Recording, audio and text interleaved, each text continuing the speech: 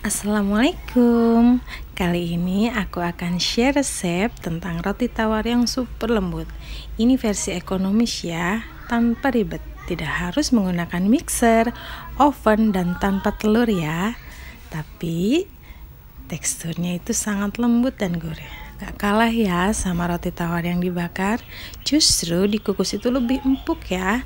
Tonton terus sampai akhir. Sebelum kita mulai, jangan lupa loh subscribe dulu dan nyalakan lonceng notifikasinya. Semoga apa yang saya sampaikan bermanfaat. Makasih. Kita siapkan ya resep yang di atas, jangan sampai ada yang terlewat.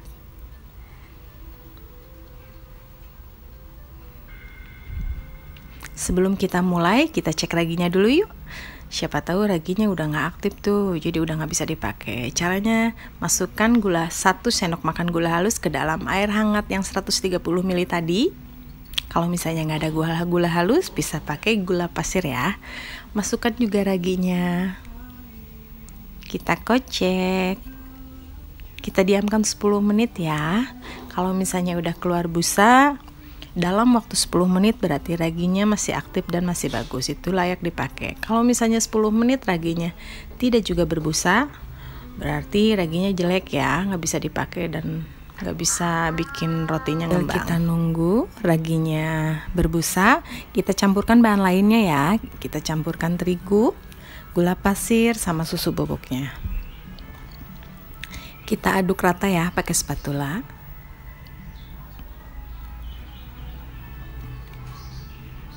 Sampai semua bahannya tercampur. Udah terlihat ya, setelah 10 menit raginya itu udah berbusa, berarti raginya masih aktif dan masih bagus ya. Kalau misalnya udah 10 menit raginya tidak mengeluarkan busa, berarti itu raginya jelek dan tidak boleh dipakai. Kita uleni ya. Setelah setengah kalis, kita campurkan 2 sendok margarin yang tadi ya. Jangan lupa masukin juga garamnya. Kita ulenin pakai tangan aja. Saya ngulenin itu sekitar 5 menit lebihan ya, sampai tercampur aja, nggak usah sampai kalis. Kita terus campur. Setelah setengah kalis, kita tutup ya. Kita diamkan selama 1 jam atau 1,5 jam. Jadi gimana cuaca masing-masingnya. Dan ini yang udah 1 jam, udah mengembang 2 kali lipat.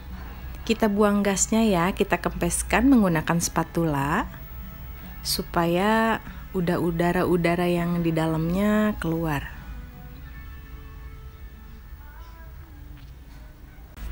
Lalu kita keluarkan dari wadahnya ya. Kita ulenin sebentar aja supaya agak lebih kalis. Tapi kalau misalnya kalian pengen lebih kalis dari ini boleh ya. Kita roll, kita bentuk dengan ukuran sesuai loyangnya masing-masing ya. Saya pakai ukuran loyang roti ukuran 20. Tapi kalau misalnya pakai loyang yang biasa aja boleh ya.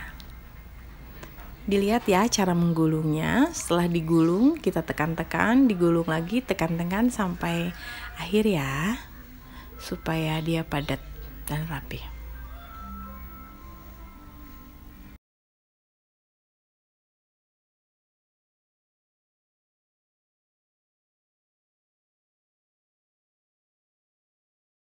Setelah dibentuk, kita masukkan ke loyangnya ya.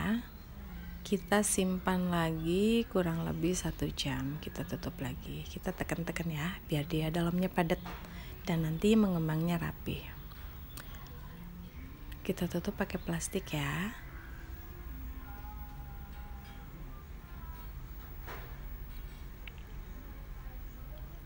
Kita simpan selama 1 jam. Nah, ini buat roti yang saya simpan tadi selama 1 jam. Ini udah mengembang bagus ya. Kita tutup. Saatnya kita masukkan ke dalam panci yang sudah saya panaskan sebelumnya. Apinya api sedang aja ya, selama 45 menit sampai matang.